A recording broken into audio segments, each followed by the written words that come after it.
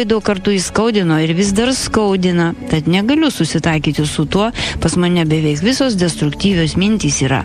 Psichologiškai aš jau seniai išsekusi, pasimetusi, su manimi niekas beveik nebesusikalba, nes piktumas neišpasakytas, ašaros beveik visada akyse, o baimės jausmas jau iš vis baigia užvaldyti. Bijau telefono skambučio, bet kokio krapštelėjimo, visko. Noriu pasikeisti, nebenoriu galvoti neigiamai, nes tiesiog pavargau nuo visko, bei žmonės esantys šalia manęs taip pat pavargo ir nenoriu jų prarasti, o noriu susitvarkyti savo asmeninės problemas. Todėl rašau jums, nes manau, galbūt galėtumėte man padėti. Užvesti ant kelio ir ką nors pradėti daryti, kaip elgtis. Aš užsiregistravau į pirmos pakopos seminarą, bet vis nesulaukiu, kada jis bus. Jaučiu, jog viena nepajėgsiu išsikapstyti iš tos duobės, kurioje dabar esu. Labai jums ačiū. Na, aš tik noriu pasakyti, kad pirmos pakopos seminaras, dvasinio ugdymo seminaras, kur mokome ir kaip sąmoningai kvėpuoti, medituoti, statyti energiją, pusiausvyrą, ramybę, kur kalbama apie sielos amžių, ryšio su dvasiniais mokytojais, atstatymą ir daug kitų dalykų. Tai yra fundamentas, bazė, pagrindas. Ši pakopa įvyks kovo pabaigoje. Ir ją registruotis reikėtų iš anksto, nes ne visuomet pakliūva norintys. Aš galėsiu pasakyti netgi konkrečią datą.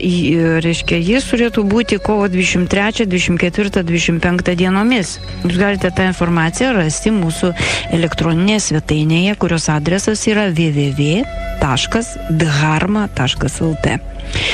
Na ir kita vertus, reiškia, dar šį mėnesį, šio mėnesio pabaigoje, tą pačią progą aš pristatysiu, kad bus trečia pakopa, tie, kurie jau pirmą praėjo, antrą karminės korekcijos ir trečioji. Trečioji yra įdomi to, reiškia, jog joje be abejo gali dalyvauti tik praėję antrą pakopą, pirmą ir antrą.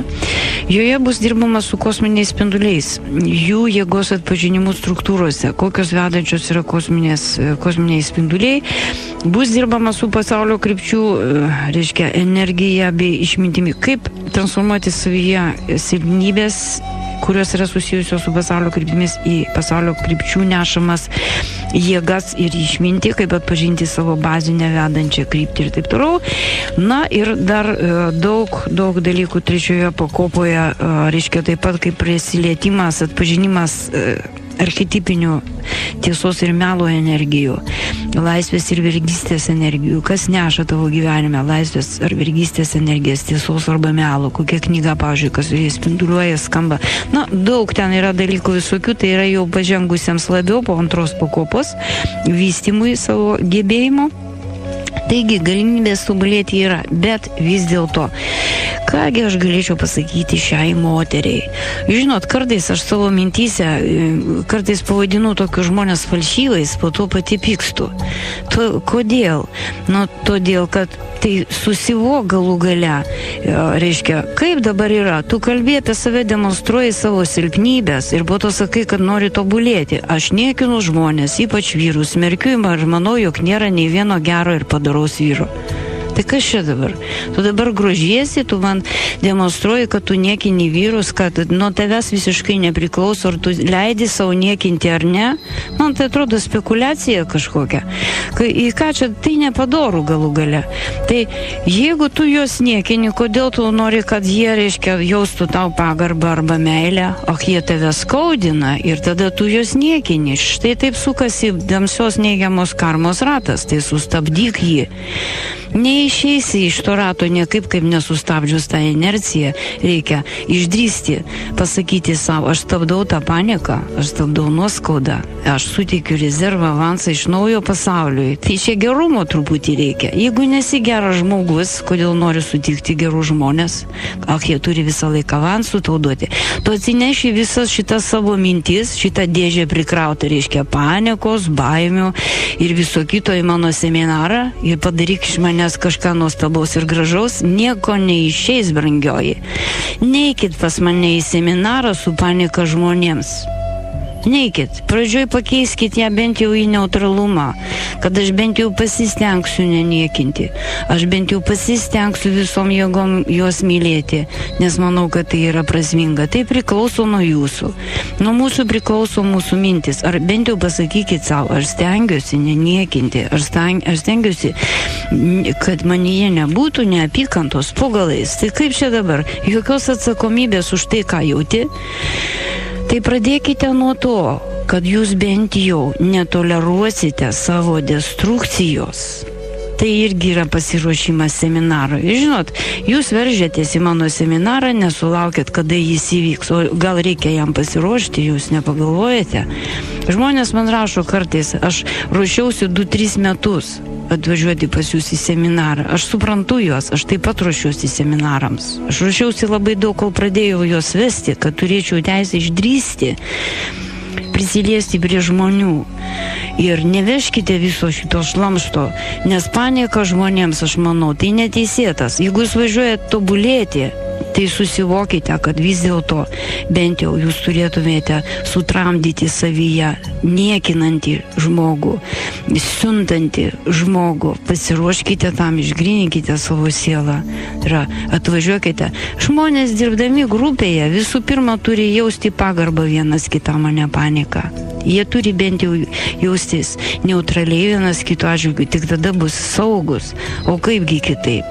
Juk šalia jūsų bus nesaugu mano kitiems seminariečiams. Taigi, brangioji mano, pradžioj pasiruoškite, sutramdykite savyje šitos dalykus, norą demonstruoti savo panikas, auką savyje. Gal aš čia ir labai griežtai kalbu, bet žino, dėl ko aš kalbu. Kartais žmogus nesupranta, kad nuo jo priklauso. Jis įpranta jausti tokius mąstyti dalykus. Ir jis atrodo, galvoja, čia viskas tvarkoja, aš esu auka ir aš turiu į tai teisę. Tu auka, nes pasirinkai tokias situacijas, jas pritraukiai. Tai sustabdysi pirmiausia, pasakiusi savo pati. Stop, aš pradedu visiškai naują pasaulį. Iš naujo. Protas sakys, oi, tai neįmanoma, ką čia jinai kalba, čia jinai ir taip toliau, iliuzijos, naivumas. Bet tu pabandyk, tu daryk. Ir jeigu darysi, tai vėl ir vėl pasaulis nepasikeis staiga visiškai, bet truputėlį, dar truputėlį. Juk mes daug jėgų naudojame, kad jaustume paniką. Sunku niekinti žmonės, sunku, taip, girnant kojos, be abejo. Sunku mylėti irgi sunku, tai rinkis, kas to įdomiau ir brangiau. Aš renkuosi mylėti, aš renkuosi atleisti ir žinau, man ne visada išeina, bet žinau, kad stengsiuosi ir tramdysiu savyje žvėriuką, kuris sako, niekink, pyk, keršyk. Aš jam sakysiu, palauk, aš žmogus, aš vadovaujuosi ne pasąmonę, bet sąmonę. Ir visada stengiausi ir stengsiuosi mylėti, atleisti, padėti, gerbti. Ir jeigu tavo siektinybės yra taip pat tokios, bet tu nežinai, kaip tai padaryti, va tada važiuok pas mane į seminarą, bet ne anksčiau. Ir jeigu kada nors lietėtės prie juodos magijos, taip pat nevažiuokite pas mane, nepadarę prieš tai atgailos. Ir nesuvokia, kad tai yra nuodėmė ir tai yra kenkimas pasauliui. Štai, kad būna atvažiuoja ir sako, kodėl man tai blogai, kodėl mane čia pradėjo pykinti ir visa kita. Kai paklausiu, tu juodą magiją užsiminėjai šiam pasauliu, šiam gyvenime? Oi, tyla. Kartais net užmiršę būna, kad tai darė prieš 20 metų, 15. Taigi, nėra žaidimai, dvasinis tobulėjimas nėra žaidimai. Kad ateitų didelė šviesa, gerovė, daug reikia pastangų, daug reikia tyrumo, vidinio, atsakomybės, padarumo galų gale, tada gali daug ateiti. Šiandien baigėsi antroji, pakopa, išplėstinė karmos korekcijos seminaro dalis. Na, nežinau, aš labai norėčiau, kad paskambintų kažkas praėjęs seminarus. Mes ir juokėmės ir verkėm, buvo be galo stiprių, galingų, nuostabių dalykų. Aš laiminga, kad tai turiu ir mano žmonės taip pat labai daug gavo. Kągi, dabar jau turiu daryti pertraukėlę, kviečiu jūs skambinti, kalbėti apie seminarus, apie savo problemas, kviečiu jūs skambinti į mūsų studiją telefonu 2360.